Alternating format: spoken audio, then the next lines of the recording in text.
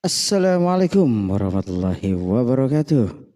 Jumpa dan ketemu kembali di channel pendakian Kabut Rinjani. Pada malam hari ini kita akan bercerita atau berbagi tips atau trik agar pendakian lebih aman dan terhindar dari kecelakaan atau human error ya. Karena akhir-akhir ini ya ada banyak cerita pilu tentang pendakian yang tercecer dari rombongan. Ada pendaki pemula yang pindah ke rombongan yang lain, ada yang tersesat, ada yang hilang, dan ada kejadian aneh yang sampai merenggut korban jiwa ya. Kejadian seperti ini banyak disebabkan oleh buruknya manajemen pendakian. Ada beberapa riset juga seperti itu ya. Karena akibat pendaki pemula yang tidak paham tentang formasi pendakian, karena kurangnya pengetahuan di dalam pendakian atau di dalam tugas-tugas pendakian di dalam regu atau kelompok. Ini sangat berbahaya. Manajemen tim yang kacau akan membuat regu pendaki tidak kompak. Misalnya, komunikasi antara anggota buruk. Ada rekan salah satu yang egois hingga acuh tak acuh dengan kondisi rekannya. Alhasil seperti yang kita lihat sekarang ini ya, ada beberapa pendaki yang terkena hipo, ada pendaki yang ditinggal oleh temannya, timnya sendiri karena target ingin ke puncak ya atau ke belut puncak dan meninggalkan rekan yang masih pemula, mungkin seperti itu.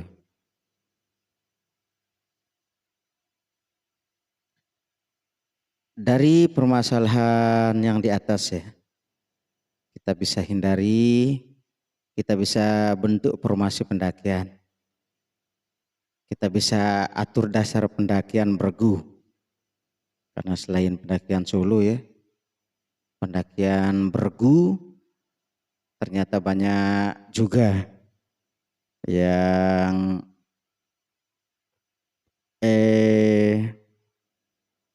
tidak kompak ya, seperti itu. Karena bentuk formasinya mungkin pengetahuan yang minim.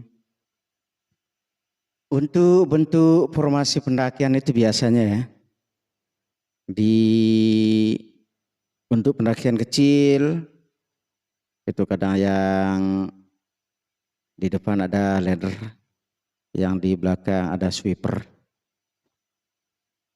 dan di tengah ada follower atau pemula seperti itu. Namun kalau pendakiannya cukup banyak juga, untuk lengkapnya ada navigator, ladder, follower, ada yang pembawa logistik, ada chip, tukang masak, ada sweeper. Ini nanti kita bahas satu persatu ya. Ini adalah satu bentuk formasi yang sangat aman. Seperti itu, ada navigator, follower, chip, ada yang bawa logistik, dan sweeper yang paling belakang. Istilah sekarang sweeper bank sapu bersih. Seperti itu. Formasi pendakian adalah suatu teknik untuk menyusun regu pendaki berdasarkan keterampilan, pengetahuan. Bentuk formasi pendakian biasanya berupa barisan satu garis lurus yang terdiri dari navigator, leader, follower, logistik, chip, hingga sweeper ini. Setiap pendaki yang mendapatkan tugas di formasi wajib memiliki pengetahuan dan pengalaman khusus. Karena jam tayang tinggi seperti itu ya. Yang sudah berpengalaman. Hal ini dikarenakan tugas dan tanggung jawab setiap posisi menentukan keamanan dan kenyamanan untuk pendakian bergu. Untuk pendaki pemula kami sarankan untuk memilih posisi sebagai follower, bukan meremehkan ya, tapi pendaki pemula atau pendaki baru biasanya masih harus banyak belajar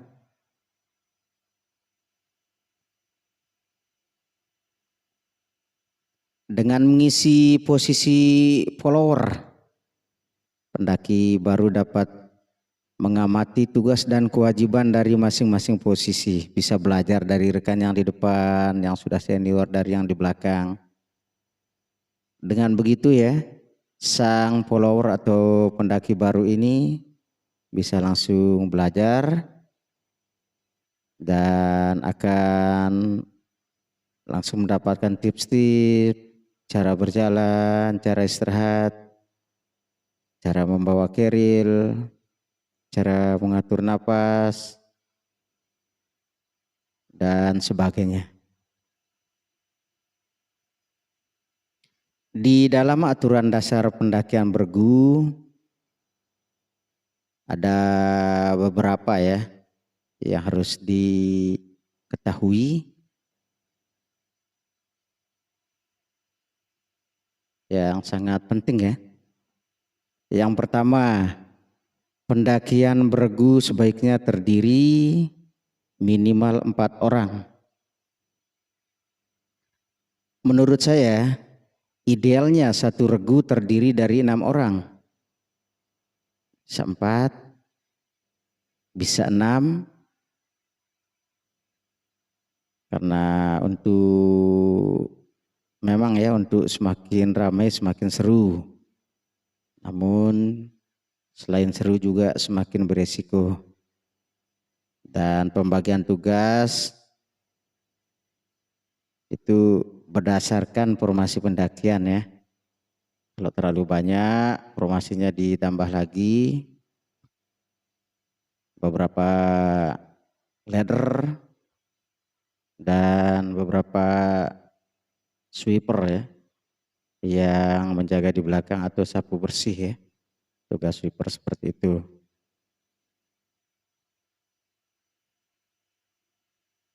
Yang kedua, pastikan satu pendaki senior bisa mendampingi satu pendaki lain. Intinya yang sudah senior harus menemani pendaki yang baru. Atau mungkin satu orang senior mendampingi 2 orang pendaki. Seperti itu agar tidak posisi yang baru ditempatkan dengan sesama yang baru, nanti biar tidak bingung ya.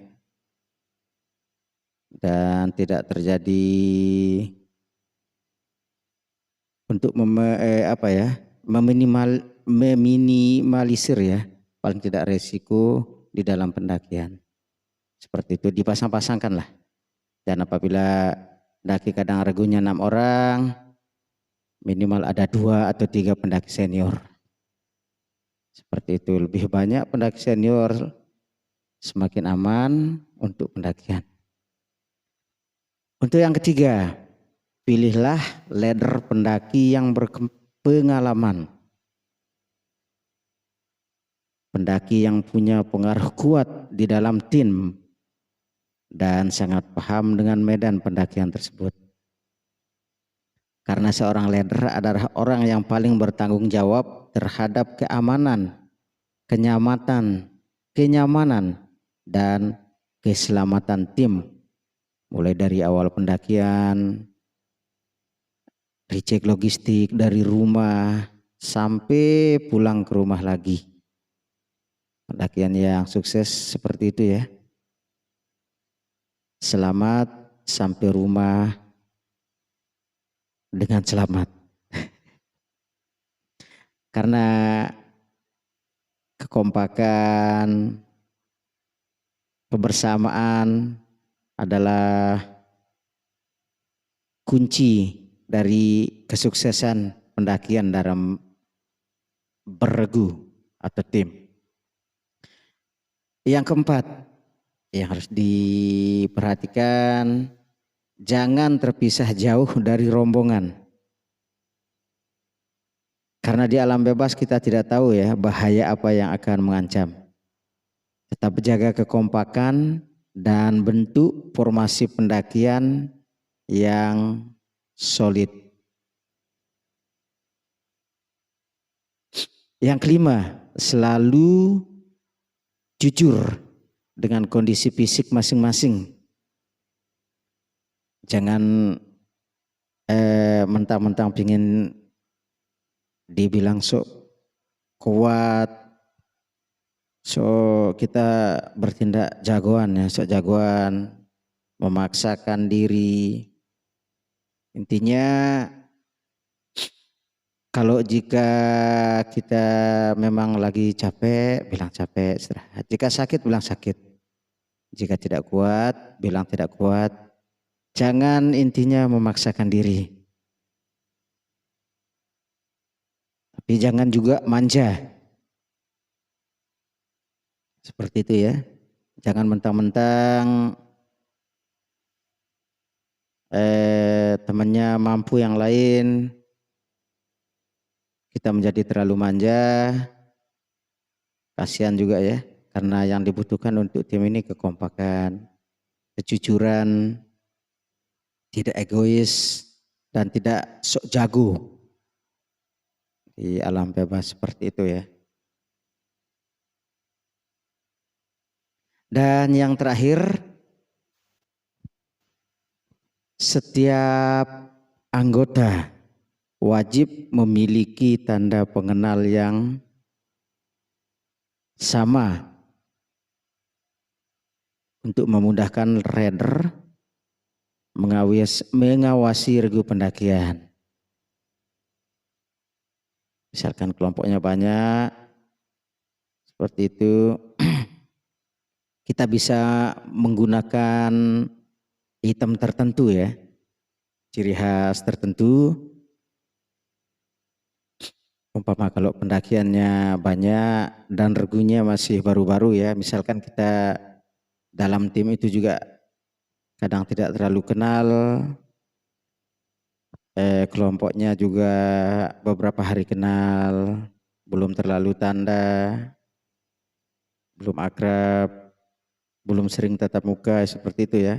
Usahakan di dalam tim itu ada item penanda ya. Misalkan dengan ciri khas memakai pita di lengan, atau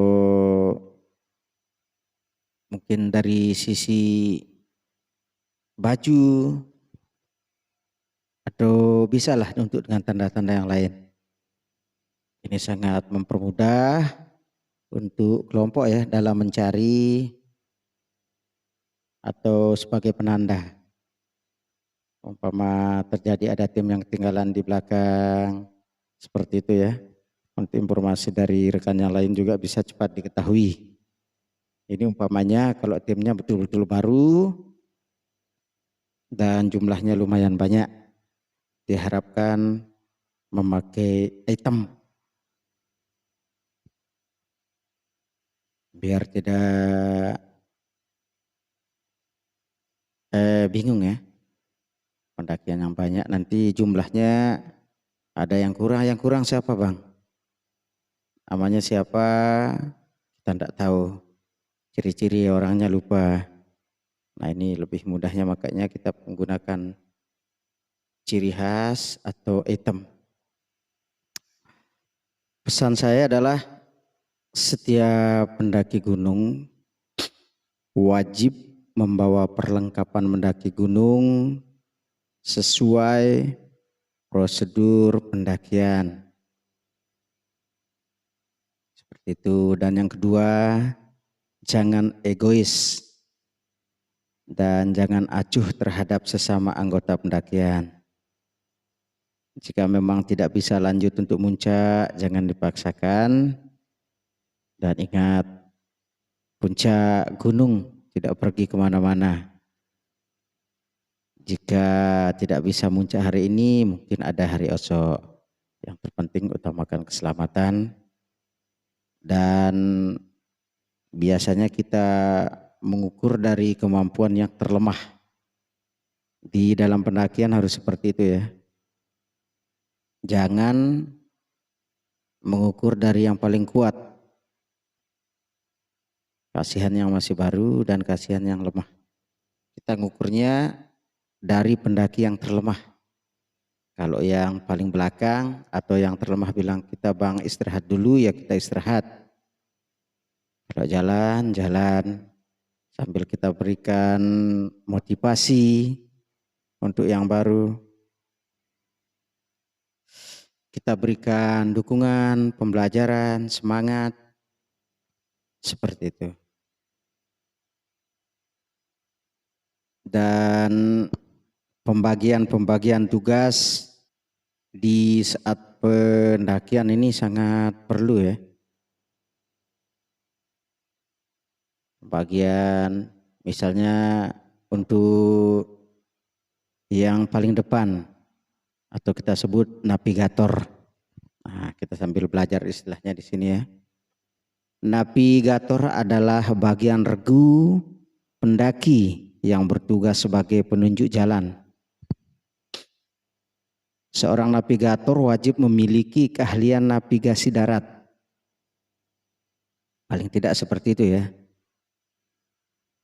Seperti mungkin bisa membaca peta, bisa menggunakan kompas, hingga pemasti jalan. Dan disarankan untuk memilih navigator yang sudah berpengalaman, yang biasa membaca kondisi cuaca. Ya, ini tugas untuk navigator ya, harus sangat lihai untuk kondisi medan, model trek pendakian, untuk kondisi-kondisi seperti itu ya, biasanya harus dikuasai oleh sang navigator. Dan alangkah baiknya ya kalau menguasai navigasi darat dan insting yang bagus. Navigator biasanya berjalan di depan ladder ya. Dia akan selalu menyampaikan kondisi jalan kepada ladder. Jadi sang navigator juga memiliki kemampuan komunikasi yang baik. Harus dimiliki seperti itu ya untuk sang ladder. Dan catatannya, biarpun seorang navigator berjalan paling depan, tapi dia wajib bisa mengatur ritme perjalanan. Karena jika si navigator agak terlalu cepat dan mungkin tidak memperhatikan ritme langkah yang di belakang, itu juga menjadi kendala ya. Bisa kocar-kacir, tidak tersusun rapi barisan, jarak menjadi semakin jauh karena tidak terkondisi dengan rekan yang di belakang, di tengah, seperti itu ya. Jadi harus diatur tempo. Ini juga kalau sudah tercecer dan agak berbahaya, jadi sang leader itu bisa menegur ya si navigator. Kalau sang navigator sudah mulai di luar ritme pendakian atau terlalu cepat atau terlalu lambat, sang leader juga itu harus menegur ya. Karena penentu ritme itu biasanya ada di jari yang paling depan. Kalau terlalu cepat, pengaruh juga yang di belakang. Karena navigator juga terlalu lambat berjalan, akhirnya juga pengaruh juga yang di belakang. Itu tugas dari navigator. Baik, yang kedua ada leader. Leader adalah seorang yang bertugas sebagai pemimpin di dalam regu pendakian. Seorang leader memiliki tanggung jawab yang paling besar di dalam tim pendakian. Sang leader lah yang memegang kendali akan semua keputusan ya di dalam pendakian. Dan sang leader mencakup semuanya.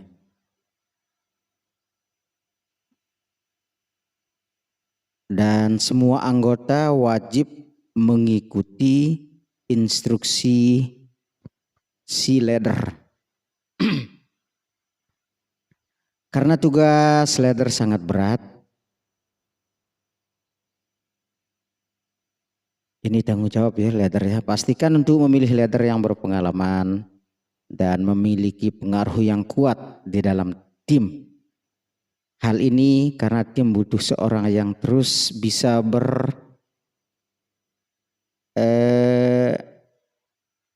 sosialisasi, yang bisa memotivasi, mengarahkan, membuat kondisi terbaik. Kadang dalam membuat keputusan dalam kondisi yang sulit. Jadi ini tugas leader dan pilihlah leader yang benar-benar kompeten di dalam regu. Biasanya posisi untuk leader ini di belakang navigator ya. Tapi bisa saja seorang leader itu bisa berpindah-pindah. Karena seorang leader ini biasanya untuk harus lebih aktif ya. Dia lebih sering melakukan koordinasi dan memantau setiap anggota pendakian. Jadi leader ini bisa di depan, jangan salah ya. Leader bisa di depan, di tengah maupun di belakang. Saat dia melakukan fungsi controlling. Saat melakukan cek kontrol, seorang leader biasanya bisa ke tengah, mundur ke belakang, kondisikan sesuatu dengan sweeper yang di belakang,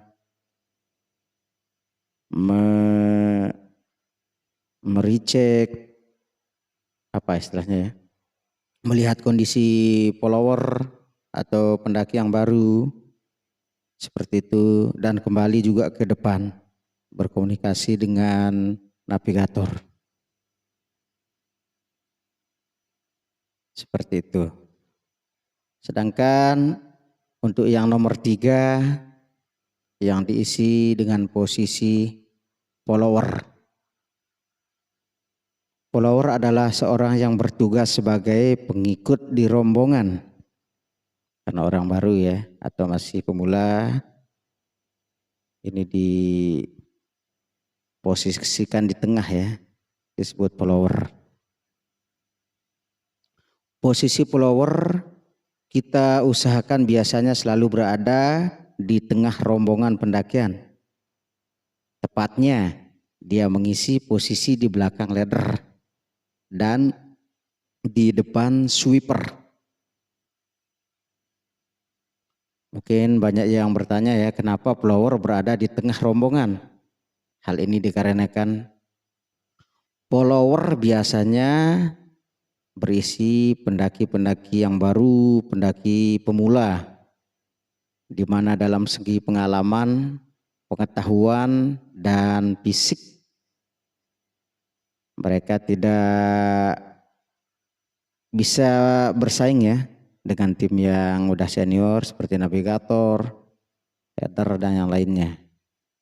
Bukan tidak kuat, namun masih belum menguasai teknik. Seperti itu ya untuk follower. Untuk itulah ya, follower ditaruh di posisi tengah agar mereka aman dan tidak terpisah dari rombongan. Tugas follower di regu pendakian sangat sederhana, yaitu sang follower atau pemula memiliki tugas untuk mematuhi ya semua perintah dari leader dan senior yang lain. Dan biasanya barang bawaan follower ini jangan dipaksakan ya. Jangan mengikuti yang sudah jam tayangnya tinggi atau yang teknik berpengalaman. Seperti itu. Para pendaki yang baru jangan dipaksakan. Itu nanti juga tugas leader dan yang lain ya. Untuk pendaki pemula cukup dikasih bawaan atau beban yang sedang-sedang saja ya, atau ringan-ringan. Karena masih dalam posisi pembelajaran. Seperti itu. Dan posisi yang di belakang follower atau pemula itu biasanya ada logistik man. Logistik adalah posisi untuk seorang pembawa bahan makanan penting. Bahan-bahan yang sangat penting di dalam pendakian. Posisi tim logistik biasanya berada di bagian agak belakang rombongan. Posisinya tepat berada di depan chip. Tukang masak juga ya seperti itu, beriringan dengan pembawa logistik. Dan biasanya ada di depan chip atau di depan sweeper. Biasanya tim logistik selalu mendapatkan perlindungan ekstra. Seperti itu. Tetap dijaga dan dikawal sama rekan yang lain. Seorang yang bertugas pada posisi logistik wajib memiliki fisik yang kuat.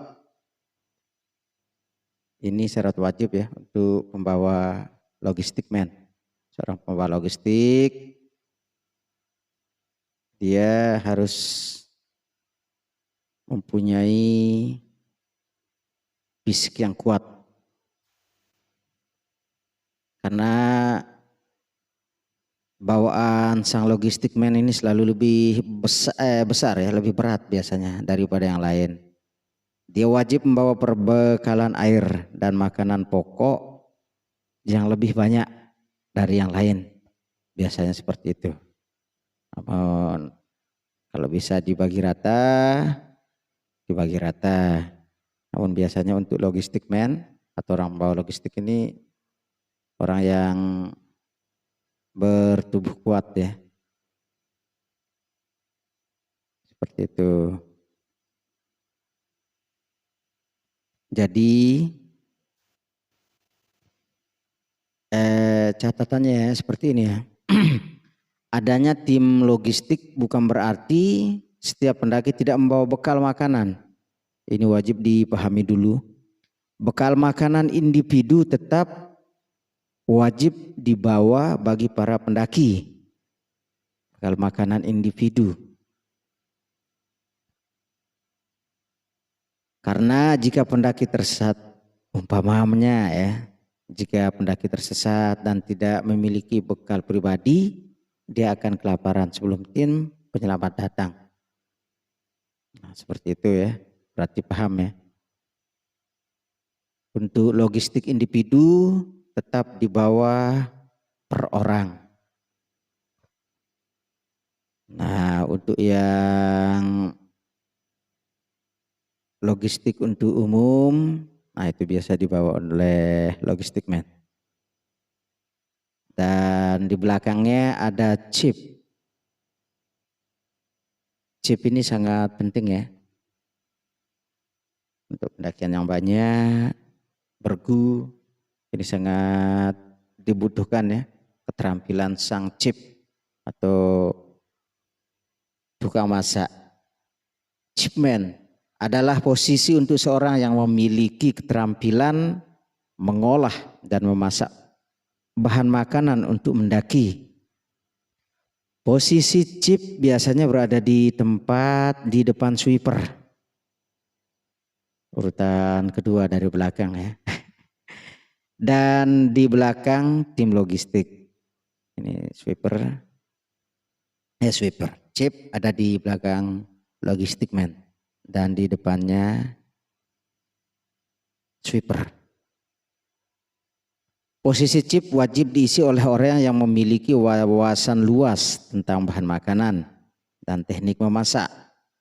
Nah, umpama dia orang yang chipman ini termasuk orang yang di tim itu kita percayakan paling jago masak ya.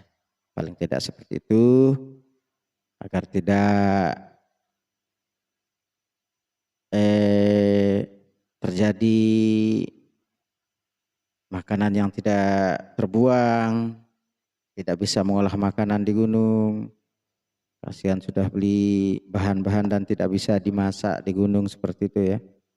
Ini adalah posisi dari seorang tukang masak ya. Dalam pendakian harus ada yang bisa masak dan biar kita bisa makan.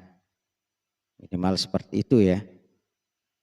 Mungkin kalau untuk pendakian kecil ya, tim kecil, solo, atau 1, 2, 3 orang ya tidak masalah. Namun ini peranan chip ini biasanya untuk tim yang besar sangat penentu ya. Seperti itu, sangat penting adanya seorang chip. Baik, selanjutnya untuk yang terakhir kita sebut sweeper. Sweeper adalah orang yang menempati posisi paling belakang dari regu pendakian. Sweeper berfungsi sebagai tim penyapu. Sweeper yaitu orang yang memastikan tidak adanya rombongan atau pendaki atau mungkin barang milik regu yang tercecer atau ketinggalan. Ini tugasnya sweeper ya, tetap mengontrol paling belakang. Tidak banyak orang ya yang mau menduduki posisi sweeper. Karena mungkin kesannya kalau sweeper itu orang yang paling lambat. Orang yang paling lemah. Di dalam pendakian itu yang paling belakang biasanya atau dikira seperti itu ya. Padahal tidak ya. Untuk seorang sweeper harus membutuhkan mental, fisik, dan kesabaran yang tinggi ya. Ini harus wajib dimiliki mental yang kuat, fisik yang bagus, dan kesabaran yang tinggi. Contohnya, sweeper selalu berjalan di urutan paling belakang. Jika regu pendakian berjalan di malam hari, kita bisa bayangkan ya, betapa seramnya ya berada di posisi sang sweeper atau paling belakang. Belum kalau jarak antara ladder dan sweeper terpisah jauh. Nah, ini mungkin di sini dibutuhkan mental yang kuat, tidak penakut,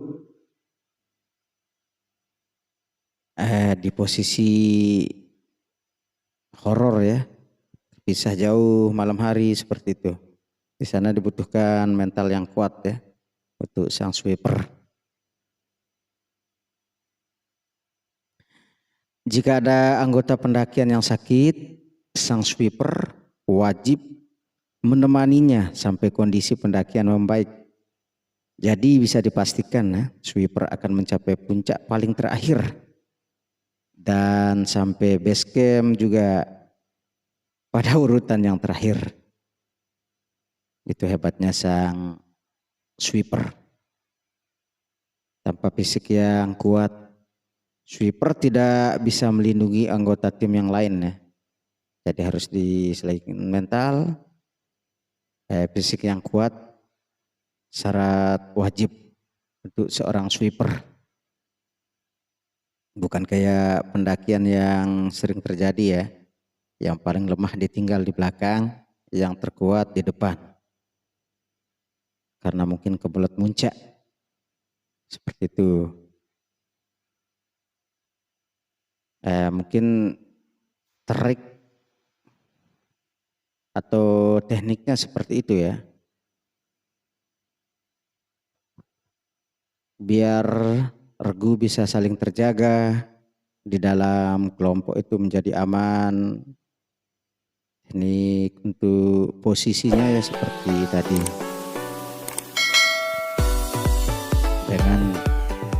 Karena sering kita jumpai ya, salah satu follower atau pendaki baru, mentang-mentang baru, kita anggap sebagai penghalang atau membuat kita ngerasa tim kita menjadi lambat.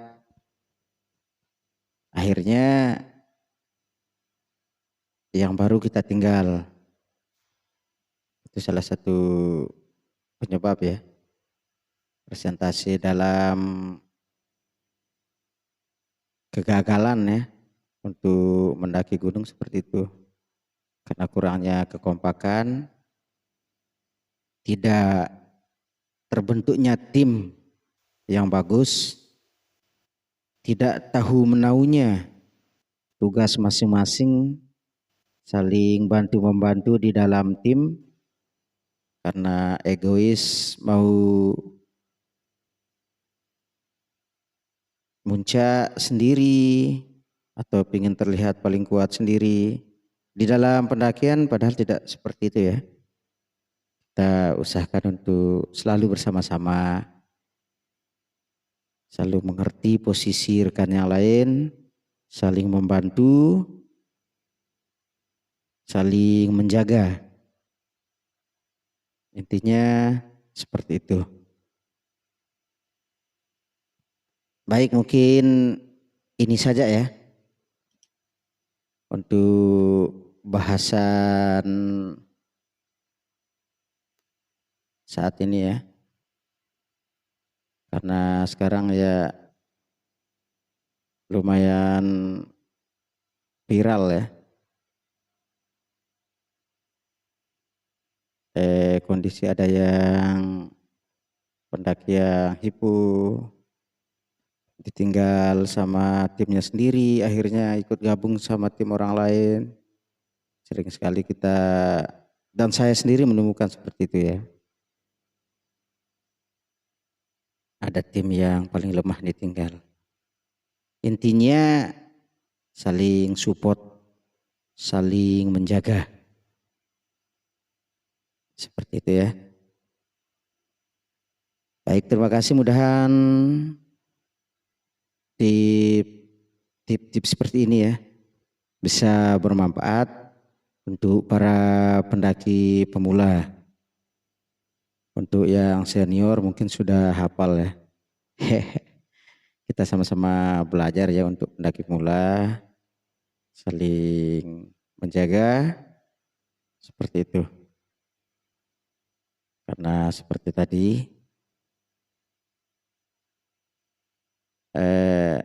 target dan tujuan itu sebenarnya selamat sampai tujuan, dari berangkat sampai pulang ke rumah. Untuk puncak itu hanyalah bonus. Seperti itu. Baik, terima kasih. Jangan lupa di like and subscribe ya, biar kita sama-sama bisa lebih semangat ya. Seperti itu. Selamat malam.